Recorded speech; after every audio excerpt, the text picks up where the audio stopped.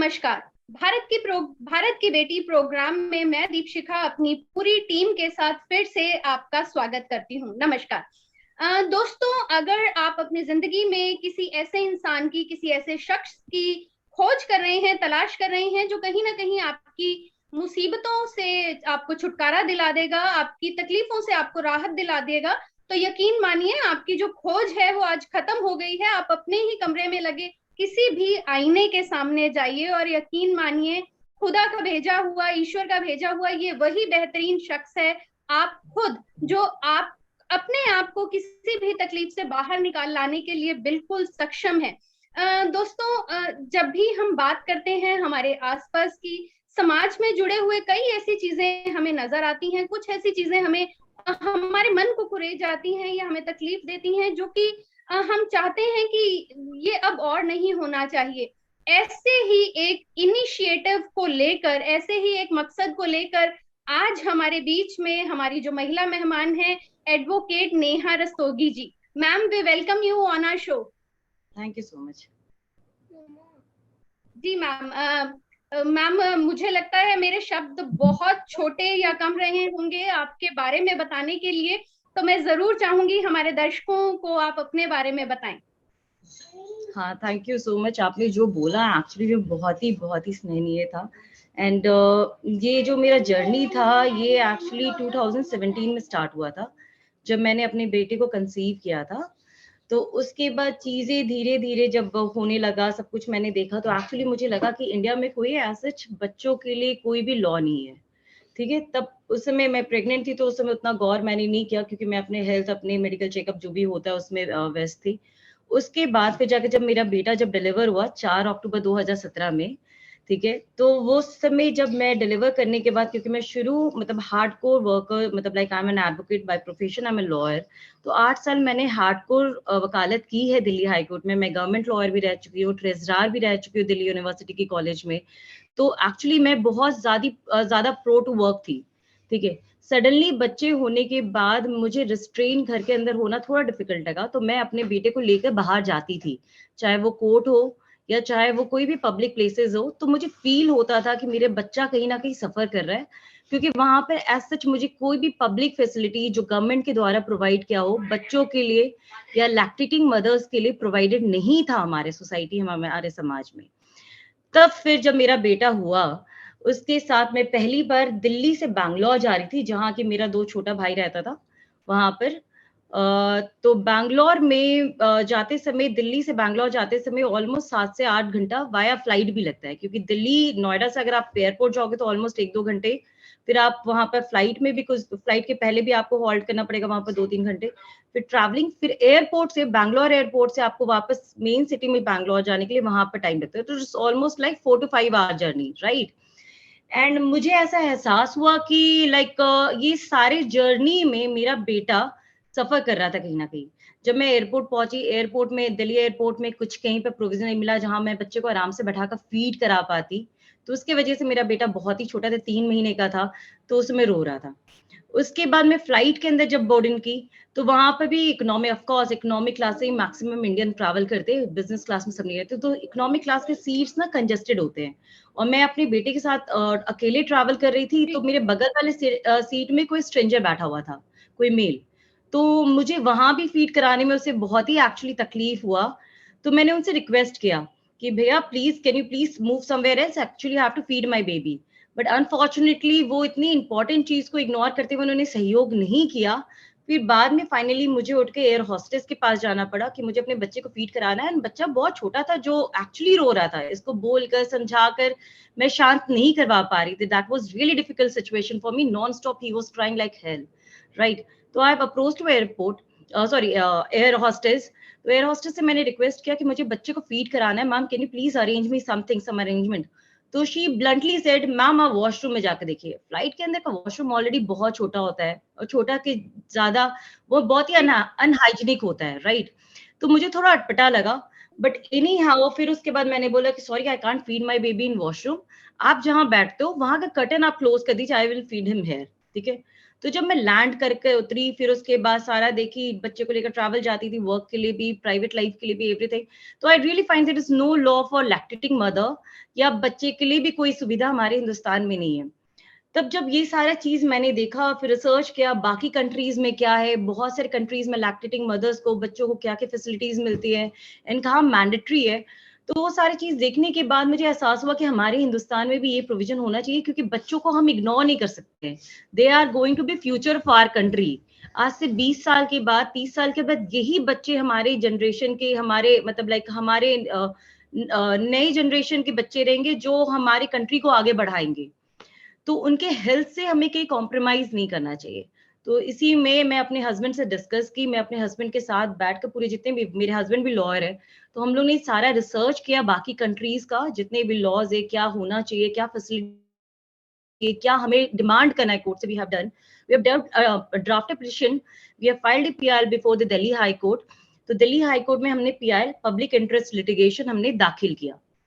ये 2017 की बात है। तो उस समय 2017 में गीता मित्तल जी हमारी चीफ जस्टिस हुआ करती थी।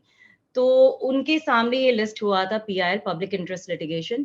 तो उन्होंने इस बात की गंभीरता को समझा और उन्होंने ये पीआईएल में सारे जितने भी गवर्नमेंट डिपार्टमेंट के ऑफिसर थे, सुओ मोटो, सबको एक नोटिस इशू किया। सारे डिपार्टमेंट्स को उन्होंने ऑफिसर्स को पार्टी बनाया, and apart from that she has given the direction कि immediately they need an action on this. लेकिन नोटिस भी नहीं, immediately they want to see an action, court want to see an action. तो इसी तरह meanwhile ये case चलता रहा। इसमें यूनियन ऑफ इंडिया ने इंटरवीन करके सारे all over India, pan India, UT, जितने भी स्टेट्स है, सबको नोटिस इशू किया, and everybody has taken the initiative. They will also construct the feeding room, diaper changing room and facilities for the lactating mother and all that women. तो सारे states में already उन्होंने representation दिया है, everybody has taken the initiative. कुछ states ने लिया है और कुछ स्टेट्स एक्चुअली बहुत स्लो प्रोसेस में भी चल रहा है। तो ये केस अभी अब सुप्रीम कोर्ट में पेंडिंग है for regarding other pan India states and UT. ठीक है, तो इसमें एक्चुअली मुझे ऐसा लगता है कि ये सारी जर्नी का मेन श्रेय मेरे बेटा में जाएगा, क्योंकि वो, उसने मुझे माँ बनाया। माँ बनाने के बाद मुझे सारी चीजों का इंपॉर्टेंस समझ आया। मैं जब उसकी माँ बनी तभी मुझे एहसास हुआ कि एक मदर और एक बच्चे का क्या डिवाइन रिलेशन होता है, क्योंकि हमारे हिंदुस्तान में फीमेल ऑर्गन्स को एक नाम दिया गया है। Then I understood what is the importance of this thing, what is the importance of the mother and ये कोई जेंडर बायस केस नहीं था, ये जेंडर बायस कोई फैसिलिटी नहीं था, क्योंकि बच्चे लड़की भी होते हैं, लड़के भी होते हैं। तो it's between the mother and child, not mother and son और mother and daughter, it's between the mother and child, right. तो वो एक्चुअली इसमें बहुत ही इंपॉर्टेंट रोल प्ले करता है। मैं थोड़ा आपसे रिक्वेस्ट करना चाहती हूँ, उसको उसकी भी एक्सपीरियंस पूछिए, क्योंकि he is the one of the youngest kid in entire world, जिसने 9 महीने की उम्र में पूरे वर्ल्ड में उसने पिटिशन दाखिल किया और रिलीफ लाया, और साथ में 9 महीने की उम्र में ये कोर्ट भी जाया करता था। कोर्ट में जाकर गीता मित्तल जी के कोर्ट में वो अपेयर होता था, जस्टिस, चीफ जस्टिस के कोर्ट में अपेयर होकर, मतलब हमारे साथ अपेयर होता है। बहुत ही छोटे बच्चे से मैंने बहुत ही डिफरेंट देखा, क्योंकि उसमें मुझे बहुत सारे मीडिया फेस करना था, ऑल ओवर इंडिया का, इंटरनेशनल मीडिया। तो it was very tough time for me as well as for him, क्योंकि मैं न्यूली मदर भी थी, as a same time I am stay nuclear family. तो बच्चे को संभाल के ये सारा चीज करना एक बहुत ही डिफरेंट एक्सपीरियंस था।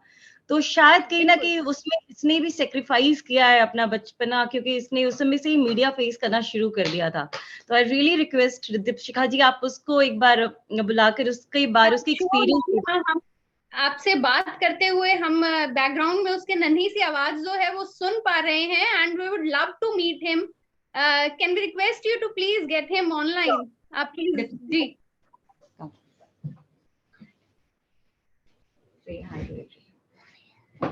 Sit down.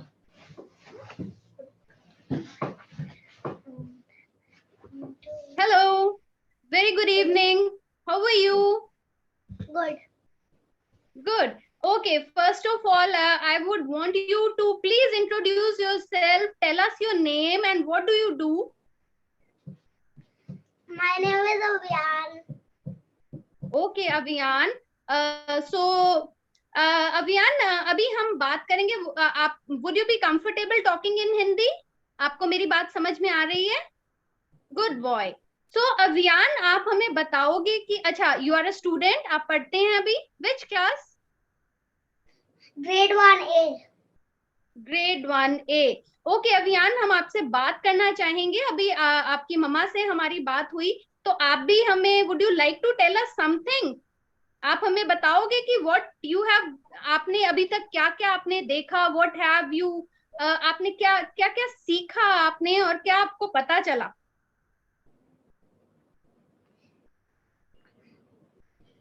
English, Hindi, whatever is Tell us your experience.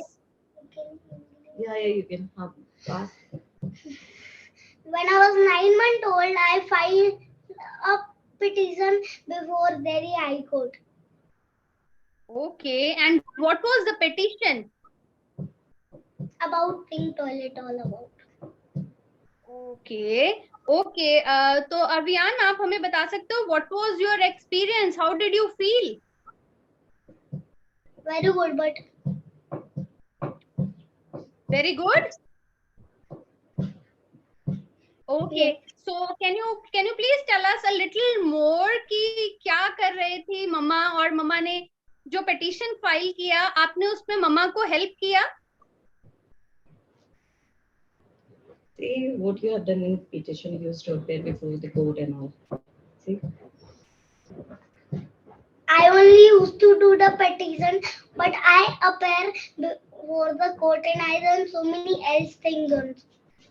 Okay, so did you feel afraid? कभी आपको ऐसा लगा कि किसी से बात करते हुए आपको, आप इतने छोटे से हो, मीडिया से बात करते हुए, या कभी भी कुछ ऐसे किसी कैमरा फेस करते हुए आपको कभी डर नहीं लगा?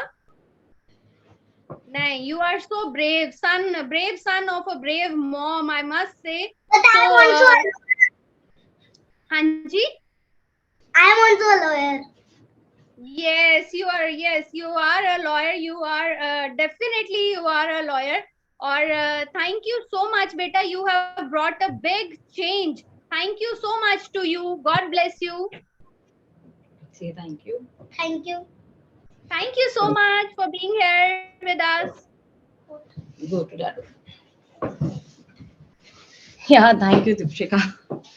Thank you so much, ma'am. Thank you so much. It was lovely talking to him, and the way he talks, और वो जितना confidence है, I really want. He already told me that he's a lawyer. He's also a lawyer.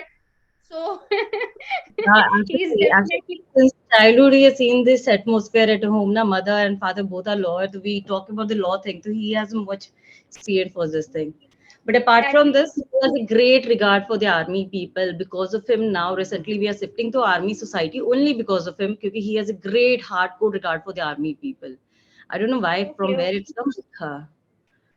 Okay, I'm so happy to hear that, ma'am. और बहुत अच्छा लगा हम उससे बात करके भी हमें, क्योंकि जब हम एक बच्चे को देखते हैं, बड़ों के कई बार बड़े भी जो होते हैं वो किसी ना किसी सिचुएशन में होता है कि घबरा जाते हैं या कुछ इनिशिएटिव लेने से, लेकिन एक बच्चे को जब हम देखते हैं बदलाव लाते हुए, तो यकीन मानिए बहुत अच्छा लगता है कि कहीं ना कहीं हमारी जो आगे आने वाली जनरेशन है, पीढ़ी है, वो बहुत ही सुरक्षित हाथों में है। तो मैम मैं जरूर जानना चाहूंगी कि इसके जैसे हम बात करें तो इसकी शुरुआत, जैसे आपने बताया कि बीइंग अ मदर, और अगर हम बात करें प्रोफेशनली, तो कैसे इसकी शुरुआत हुई? ये जो करियर आपने चुना, कैसे इसकी शुरुआत हुई, और कहाँ से आपको ये मोटिवेशन मिली? जी, मैं एक बहुत ही नॉन मिडिल क्लास फैमिली से हूँ। ठीक है, my father is commissioner, labour commissioner हुआ करते थे। तो अभी फिलहाल वो रिटायर हो गए, कलकत्ता से वो रिटायर हुए। तो लाइक मैंने अपने फादर को देखा था, he is very focused, very into, and जितने भी लीगल चीजें होते हैं, क्योंकि लोकल लॉयर थे, सॉरी कमिश्नर थे, लेबर कमिश्नर थे, तो जितने भी लेबर से रिलेटेड इश्यूज होता था, तो उन लोग को सॉल्व करते हुए देखती थी मैं, पापा को एंड पापा के जितने भी लोग थे, सारे ऑफिसर, सबको को। तो इनिशियली स्टार्ट हुआ जब मैंने 12th किया, तब मैं पुणे गई, और वहाँ मेरे भैया ऑलरेडी सिम्बोयसिस लॉ कॉलेज से वो पुणे में लॉ कर रहे थे। तो घर में एक अलग सा माहौल बना हुआ था लॉ का, क्योंकि सबको ही मतलब घर में जितना भी कुछ बिजनेस में है, तो वहां पर भी लॉ की जरूरत है। फादर को भी मैं देखती थी कि लेबर लोग का जितना भी लीगल इश्यूज होता था उसको टैकल आउट करते थे। फिर मैं अपने भाई को भी देखी, वो सिम्बोयसिस में लॉ करने चला गया वहां पर। तो उसी समय मुझे एक अलग सी क्रेविंग थी कि मुझे भी वकालत में ही करना है, ठीक है, तो डेस्टिनी बोलो या घर का एटमॉस्फेयर बोलो, तो मुझे लॉ की तरफ ही ये चीज अट्रैक्ट है, and I want to have always I wanted to have a uniform job. ठीक है, मुझे यूनिफॉर्म में मुझे I want to be a well dressed up, uniform पहन के, चाहे वो आर्मी हो या पुलिस हो, मुझे वो चीज हमेशा शुरू से बहुत ही अट्रैक्ट करती है। तो ऑनेस्टली मैं बताऊं तो भैया, कुछ हद तक मैं बोलूं भैया पर क्रेडिट जाता है, क्योंकि भैया को मैं बहुत फॉलो करती थी, तो भैया को देखकर मैंने लॉ ऑप्ट किया, और कुछ मेरा पर्सनल इंटरेस्ट था यूनिफॉर्म के तरफ, उसको देखकर मैं लॉ ऑप्ट की। तो पुणे यूनिवर्सिटी से ही मैंने लॉ किया है, और पुणे सिम्बोयसिस से मेरे बड़े भाई ने किया, तो पुणे में नेक्स्ट 5 ईयर आफ्टर 12th मैंने वहीं से लॉ किया था। उसके बाद मैं जब फाइनल ईयर, हाँ जी जी जी जी जी मैम, प्लीज कंटिन्यू। उसके बाद जब मैं फाइनल ईयर में थी तब मेरी शादी होगी। ठीक है, तो मेरे हस्बैंड भी लॉयर है, we are from the same college, love cum arrange marriage. तो I got married, then I have gone back to Pune for completing my law. तो वहां पर मैंने लॉ कंप्लीट करके एग्जाम देकर, शादी के बाद मैंने अपनी लॉ की पढ़ाई कंप्लीट की, 6 महीने की पढ़ाई बाकी थी, लास्ट सेमेस्टर मेरी बाकी थी, I have completed that. Then again I come back to Delhi. तो दिल्ली में आते I got an opportunity to work as an law researcher. Law researcher वो होते हैं दिल्ली हाई कोर्ट के जजेस के साथ एक रिसर्चर एसोसिएट होते हैं। तो आते ही मुझे ये अपॉर्चुनिटी मिला, basically this all thing like very high profile job. तो आते ही मुझे दिल्ली हाई कोर्ट के जज के साथ मतलब जस्टिस एस एन अग्रवाल जी उनका नाम है, उनके साथ मुझे मौका मिला काम करने का, and that was wonderful experience for me. उसके बाद धीरे धीरे I build, but luckily I am happy to say this, जितने लोगों से साथ भी मैंने काम किया, चाहे वो justice S N Agarwal sir हो या ए एस चंद्योग जी हो, ये लोग बहुत ही एक अपने आप में मिसाल है, बहुत ही डेयरिंग और बहुत ही अच्छे। तो इन लोग से मुझे सीखने को बहुत मिला है, एंड इन लोग से मतलब ये चीज सीखी, I can express my thing, जो भी मुझे रिक्वायरमेंट है I can ask from this society. तो आई एम ब्लेस्ड कि मुझे जो जो चैम्बर्स मिले एज एन एडवोकेट, बहुत अच्छे चैम्बर मिले, and this make me very daring and very strong woman. तो I can talk about my right and others right too. जी जी डेफिनेटली मैम, और इसके साथ ही मैं मेरे जहन में ये भी आ रहा है कि मैं आपसे जरूर पूछूं कि जैसे अब आप इस प्रोफेशन में हैं और आपने एक इनिशिएटिव लिया, ये ब्रेस्ट फीडिंग को लेकर जो आपने लिया, क्या आप कहीं ना कहीं ऐसा महसूस करती हैं कि अगर शायद आप इस प्रोफेशन में ना होती या एक आम महिला होती, तो क्या तब भी आपके लिए ये लड़ाई उतनी ही आसान होती? ये देखिए, मैं ना वोकल तो शुरू से ही हूँ। अब मुझे मुझे जो चीज है जो गलत है, मैं उस चीज को टॉलरेट नहीं कर पाती हूँ, और मुझे वो चीज को चाहिए, मतलब like I really want to work. At the same time मुझे अपने राइट्स भी पता है, अगर एक अच्छा समाज रखना है तो मुझे अपनी रिस्पॉन्सिबिलिटीज भी पता है कि मुझे समाज के लिए करना क्या है। एट द सेम टाइम कि क्या लैकिंग है वो लेने भी आता है। तो वोकल तो हूँ, बट हाँ, वकील होने की वजह से मैं लॉ के बारे में ज्यादा वेल अवेयर हूँ। मैं कोर्ट इजिली एक्सेस है, मैं कोर्ट में आराम से अप्रोच कर सकती हूँ, तो इट्स इजी फॉर मी। मैं मुझे नारा लगाना या धरना करके थ्रू ये चीज लेना नहीं पड़ा, डायरेक्टली जो एक तरीका है, सही अप्रोप्रिएट तरीका है, वैसे अप्रोच करके मैंने कोर्ट से ये रिलीफ लिया। तो हाँ, आप ये कह सकते हो वकील होने की वजह से मुझे ये फायदा हुआ, क्योंकि I am confident in law also. अगर मैं एक नॉर्मल महिला होती तो शायद मुझे थोड़ा जाने में या किसी का उतना हेल्प लेना पड़ता है दूसरे वकील का, बट आई एम ब्लेस्ड कि मुझे इसके बारे में अवेयर है, तो मेरे लिए थोड़ा जर्नी इजी रहा। जी मैम, मैं जरूर चाहूंगी कि जो भी महिलाएं या बच्चियां हमारा प्रोग्राम देख रही हैं, आप उनको भी ये मैसेज उन तक भी दें कि अ, अगर वो भी, उन्हें रास्ता जरूर दिखाएं कि अगर वो भी अपने आसपास कुछ ऐसा देखें जो उन्हें नागवार गुजरे, या कुछ भी जो उन्हें अजीब लगे, या जिसके लिए चाहिए कि उन्हें वोकल होना चाहिए, तो आप उनको क्या मैसेज देंगी? किस तरह से वो आगे बढ़ सकती हैं? देखिए, सबसे पहले तो मैं ये कहना चाहूंगी कि हम महिलाओं को एक दूसरे का साथ बनना चाहिए, एक दूसरे का सपोर्ट बनना चाहिए, एक्सेप्ट हमें वो क्रिटिसिज्म एक दूसरे को पीछे पुल करना, क्योंकि दुनिया में मेरे हिसाब से बहुत सारे अपॉर्चुनिटीज है। इट्स नॉट रिक्वायर्ड कि सारी अपॉर्चुनिटी मुझको ही मिल जाएगी। अगर कुछ मुझे मिल रही है, कुछ और दूसरी महिलाओं को मिल रही है, तो देयर इज नो हार्म। ठीक है, तो हमें एक दूसरे को सपोर्ट करके आगे बढ़ना चाहिए, क्योंकि पहले मुझे ऐसा लगता है कि ब्रेस्ट फीडिंग वाला भी जो इशू है, वो बहुत हद तक महिलाओं ने कभी उसको आगे आने नहीं दिया। अगर कोई मदर फीड करा रही है तो महिलाएं ही उनको पुल बैक करती थी कि नहीं, आपको बाहर नहीं पिलाना है, आपको पल्लू के नीचे पिलाना है, आपको फीडिंग रूम नहीं होना चाहिए, क्योंकि उन्होंने ये प्रैक्टिस बना लिया था। अगर शुरू से हम लोग एक बिल्कुल दूसरे को सपोर्ट करते तो ऑफ कोर्स ये एक बहुत ही स्ट्रांग होता, और इतना आप समझ लो कितनी दड़ी पे दड़ी, कितनी मतलब बिल्कुल। पीढ़ी पे पीढ़ी आगे ऑलरेडी क्रॉस हो चुकी है, कितने बच्चों लोगों को डिफिकल्टी, या बहुत लोग मदर फीड कराती भी नहीं, बहुत लोग छोड़ भी दिया इनके वजह से, प्रॉपर हो भी नहीं सकता है क्योंकि फैसिलिटीज, और इससे बच्चों में न्यूट्रिशन और सब कुछ।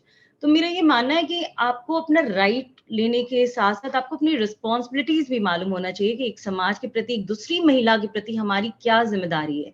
अगर किसी को कोई तकलीफ है तो हमें उनका सपोर्ट, उनका सहारा बनना चाहिए। ये नहीं कि हमें उन्हें पुल बैक करना चाहिए, या जो पहले की चीजें चलती थी वो सारी चीज, गॉसिप, क्रिटिसिज्म, ये सब चीज से हमें हटकर एक दूसरे को सपोर्ट करके हम सारों को मिलकर आगे बढ़ना चाहिए। एंड हमें बहुत ऊपर उठकर सोचना चाहिए कि हमें बेहतर करना है। हमें हर कुछ में लाइक एक चेंज की जरूरत है। जो प्रैक्टिस हमारी पुरानी चल रही थी, that is not at all required कि वो आप जिंदगी में प्रैक्टिस करते रहो। Always we need to think the better alternative. तो सारी महिलाओं से यही रिक्वेस्ट है कि आप एक दूसरे का सपोर्ट करें, एक दूसरे का तकलीफ को समझे, उसकी जगह आप अपने आप को रख कर देखें, और वो तकलीफ को आप उसको समझ कर, उसको अप्रिशिएट करके उसको मदद करने की कोशिश कीजिए। जो भी आपकी हैसियत है, जो भी आपका है, उतना आप कुछ नहीं कर सकते हो, एटलीस्ट आप सहानुभूति दे सकते हो, वो दिया करो। वो भी एक बहुत वंडर करता है बहुत इंसान के मेंटल स्टेटस के लिए। तो मैं ये कहना चाहूंगी। मैं बिल्कुल इसके साथ ही जुड़ा हुआ मैं थोड़ा सा इस पर भी बात करना चाहूंगी। जैसे हम अपने अगर ये हमारा प्रोग्राम है, ये हमारी कोशिश है कि हर गांव में, हर रूरल एरिया तक भी हम इसको पहुंचा सकें। तो अगर मैं चाहती हूँ कोई भी महिला जो कि कहीं ना कहीं अपने घर में भी, हम बहुत सी ऐसी चीजें देखते हैं जो कि हमें फेस करनी पड़ती है, शायद मैं भी उस फील्ड से नहीं हूं तो हमें भी नहीं पता। तो अगर आप थोड़ा सा रोशनी डालें कि अगर घर में भी या किसी भी तरीके से किसी पर भी कुछ एक्सप्लॉइटेशन है तो क्या रास्ता हो सकता है, क्या प्रोटोकॉल है, वो किससे मिलें, किससे बात करें और किस तरह से आगे बढ़े इस चीज को लेकर। जी देखिए, डोमेस्टिक वायलेंस में बहुत हद तक महिलाओं का भी इन्वॉल्वमेंट रहता है। जब एक बहू आती है घर में शादी करके, बहुत हद तक होता है डोमेस्टिक वायलेंस में, महिला हो, सास हो या ननद हो या कोई भी, वो भी इन्वॉल्व रहती है। सिर्फ फिजिकली मैं डोमेस्टिक वायलेंस नहीं बोलूंगी, मेंटली भी होता है, इमोशनली भी होता है बहुत। कोई बहुत मात्रा में ज्यादा करते, फिजिकल कर देते, कोई मेंटली टॉर्चर करते, कोई इमोशनल टॉर्चर करते। महिलाओं का भी रोल अच्छा खासा पाया गया है हमारे समाज में। तो मेरा ये मानना है कि पहले तो आप फिजिकल वायलेंस आप लेना बंद करें। मतलब आपको लगता है कि आपके साथ ये गलत हो रहा है तो आप वो ऑब्जेक्ट उठाए, अपने हक के लिए आप बोले। आपको बोलना पड़ेगा। आप कितने, जितना आप सहोगे, महिला होकर गांव में तो स्पेशली ज्यादा होता है, ट्रेडिशन के नाम में इतनी सारी चीजें कराई जाती है जो उनको फॉलो करना पड़ता है। तो आपको हर एक ट्रेडिशन का एक रीजन है, आप उसको फॉलो करो, लेकिन अपार्ट फ्रॉम दैट आप एक कंफर्ट के साथ उसको मोल्ड भी कर सकते हो। जैसे छोटी छोटी चीजें, बहुत सारी चीजें होती है, जैसे लाइक कोई रस्म में दिखा दिया, जैसे लेकिन प्रेगनेंसी में मैंने देखा है एक ट्रेडिशन होता है कि उस समय अगर ग्रहण चल रहा है तो आपको स्ट्रेट सोना है, आपको हिलना नहीं है। तो बहुत सारी पुरानी चीजें हैं। हो सकता है साइंटिफिकली भी वेरी राइट, हो सकता है वो, लेकिन आप उसमें ना खिला रहे हो 8 घंटे 9 घंटे, ना उनको हिलने डुलने दे रहे हो। आप घर के अंदर यूवी रेस का, मुझे समझ आ रहा है कि बाहर निकलना डिफिकल्ट है, बट अंदर आप उसको उसके कंफर्ट के अकॉर्डिंगली रह सकते हो। उसके अलावा जो ताना करना, जो एक्सप्लॉइट करना, जो अपने बेटों के साथ मिलकर, मतलब अपने बेटे ससुर इन लोगों के साथ मिलकर जो कहना, ये सब एक्चुअली बहुत ही ज्यादा संगीन क्राइम है हमारे सोसाइटी में, जिसकी वजह से बहुत सारी औरतें घुट घुट के मर जाती है। उनको एक्सपोजर नहीं मिल पाता है। अगर किसी हद तक मिल भी गया तो उनको घर और करियर में दोनों बैलेंस करने में इतना सुनना पड़ता है कि उनको समझ ही नहीं आता वो कर क्या रही है लाइफ में। आप करियर में अगर अच्छा कर रहे हो तो उसमें भी कोई सेटिस्फेक्शन नहीं है, घर में अच्छा कर रहे हो तो बाहर आप कुछ नहीं अच्छा कर पा रहे हो, उसमें भी सेटिस्फेक्शन नहीं है। तो मेरा ये मानना है कि अगर आप कहीं लगता है कि आपके साथ वायलेंस हो रहा है, चाहे वो डोमेस्टिक वायलेंस, मेंटल वायलेंस हो, फिजिकल वायलेंस हो, या कोई भी वायलेंस हो, मॉनिटरी वायलेंस हो, तो आप निकटि पुलिस थाने में जाइए, जो नियर बाय आपका पुलिस स्टेशन, वहां जाइए, वहां लिखित आप कंप्लेन दीजिए कि आपके साथ ये सफर कर रहे हो आप। वो बकायदा पुलिस वाले आपका कंप्लेन में एक्शन लेंगे, मजिस्ट्रेट के सामने जो भी बयान जैसे भी होगा उसको दर्ज करवाएंगे। उसके बाद इसमें जो भी प्रॉपर एप्रोप्रिएट कार्रवाई होगी वो करवाएंगे, और उसके साथ आपका केस में जो भी कार्रवाई होता है वो करेंगे। तो इसमें आपको पहले अवेयर होना चाहिए, लीगल अवेयरनेस आपके पास होना चाहिए कि आपके पास हक क्या क्या है। बहुत लोग को लगता है सिर्फ मार पिटाई ही खाली डोमेस्टिक वायलेंस में आता है, मेंटल पीस के बारे में हिंदुस्तान में कोई बात नहीं करता है, या इमोशनल पीस के बारे में बात करता है। तो ये अवेयरनेस आपके प्रोग्राम के थ्रू या लॉयर्स के थ्रू वहां पे स्प्रेड करना पड़ेगा कि वायलेंस सिर्फ मार पिटाई को, मारना पीटना को नहीं कहा जाता। वायलेंस बहुत तरीके में कैटेगराइज है, तो उनको पहले समझना पड़ेगा उनके साथ गलत क्या हो रहा है। अगर उनको लग रहा है वो गलत हो रहा है, जो उनके लिए एक्सेप्टेबल नहीं है, जो उनको लग रहा है वो शॉर्ट आउट नहीं हो पाएगा, एक्सेप्ट नहीं कर पा रही लॉन्ग टर्म में, तो ऑफ कोर्स उनको निकटतम जो भी पुलिस स्टेशन वहां पर जाकर उनको कार्रवाई करवाना चाहिए, उनको करना चाहिए। जी बिल्कुल मैम, और आपसे बात करते करते ही मुझे ऐसा लग रहा है कि शायद यही एक ऐसे कुछ मुद्दे भी हैं जिनके लिए अवेयरनेस लाने के लिए भी हम शायद हमारा बिल्कुल आगे चलकर फ्यूचर में हम ये प्रयास करेंगे कि ऐसा कुछ अवेयरनेस का जो कैंप है या कुछ भी ऐसा है जिससे महिलाओं की ही कुछ छोटी परेशानियां या बड़ी परेशानियों के लिए हम उन्हें कोई ना कोई हल दिखा सके।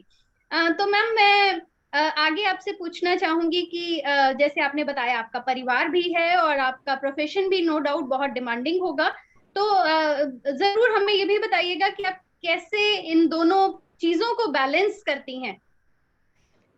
जी, ऑनेस्टली मेरा प्रोफेशन एक्चुअली बहुत ज़्यादा डिमांडिंग है। इसमें 24 घंटे भी दे दो तो वो भी कम है, क्योंकि हम वकीलों को every time we have to be on toes, ठीक है?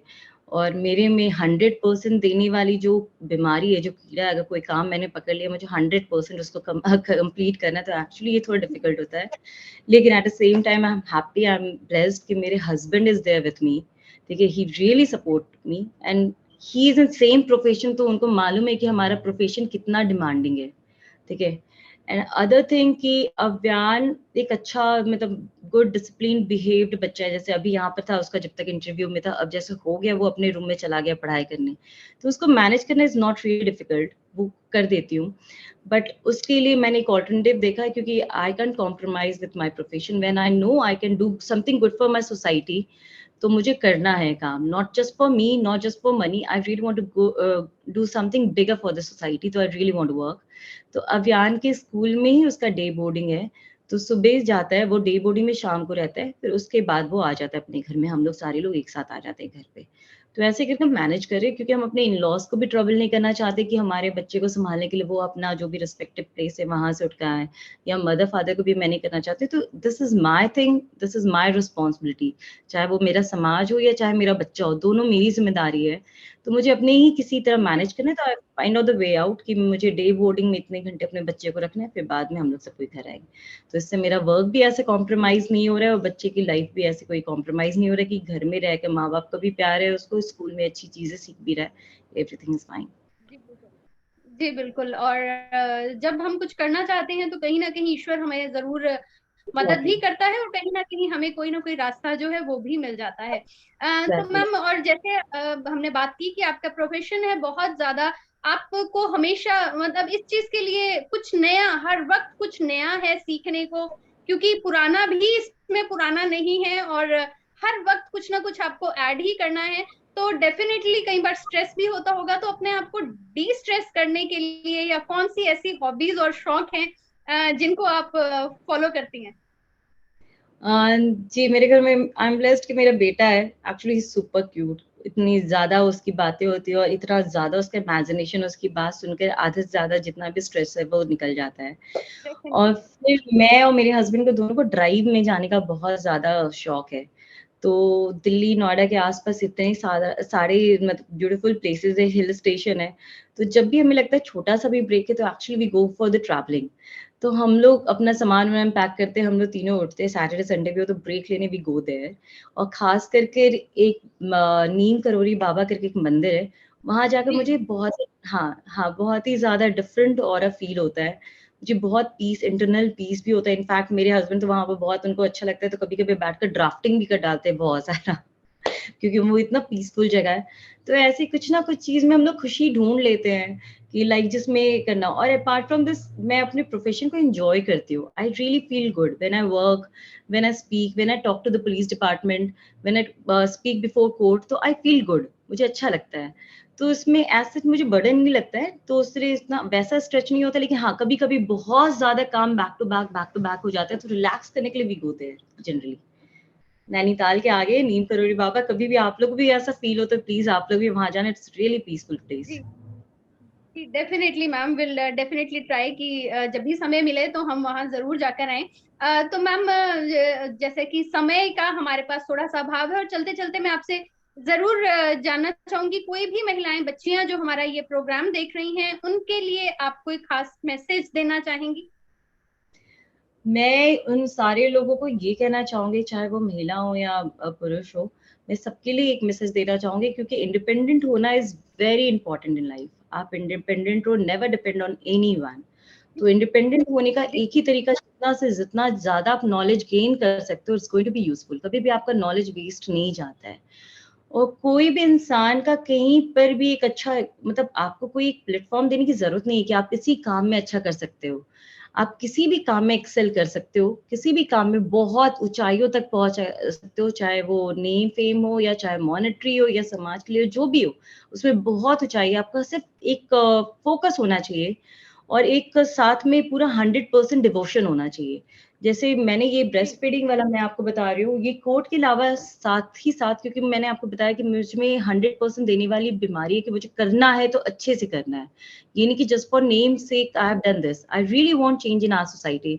अभी फिलहाल दिल्ली एनसीआर में आप बहुत सारे पिंक टॉयलेट देख रहे हो, ठीक है। आफ्टर पिटिशन ऑलमोस्ट 700 से 800 पिंक टॉयलेट दिल्ली एनसीआर में बन चुका है। ऑल ओवर स्टेट में भी बन रहा है, हर जगह बन रहा है। साईं बाबा के मंदिर में शिरडी में बन चुका है। तो अभी इसको और बेटर करने के लिए मैंने क्या किया, एनजीओ एक स्टैब्लिश किया है, ठीक है, मातृ स्पेस इनिशिएटिव बाय अभियान फाउंडेशन करके। इसमें मिल्क बैंक की हमारी कमी है जो सोसाइटी में, हमारी जितनी भी लैक्टेटिंग मदर है जिनको फैसिलिटीज नहीं मिलती है, जो बच्चों को दूध नहीं मिलता है, लाइक बहुत बार बच्चे डिलीवर होते हैं लेकिन मदर को मिल्क नहीं होता है, but immediately they need milk, ठीक है। तो बच्चों से रिलेटेड जितनी भी फैसिलिटी है we are providing, and trust me I am happy to do this. बहुत सारी महिलाएं ऐसे भी होती हैं उनको मिल्क अपना डोनेट करना होता है, may be some unfortunate circumstances से उनके बच्चे रहते नहीं है या कोई भी रीजन बहुत ज्यादा ओवरफ्लो होता है तो उनको डोनेट भी करना होता है। तो at least we are trying to establish one place जहाँ पे इनको डोनेट करना हो या किसी को लेना हो तो ये सारा कर सकते हैं। तो जो भी आप काम शुरू कर रहे हो, मेरे कहने का मतलब है उसको आप कुछ ऊंचाइयों तक और कुछ ऐसा ट्विस्ट लाओ कि जिसमें एक्चुअली कुछ ग्रोथ हो। Just for not, don't do it just for name से कि हाँ मुझे करना है। You have to bring something good and you have to think little bit out of the box. क्योंकि जब मैंने भी ये किया था, क्योंकि इंडिया में मतलब breast is considered as in sexual organ only.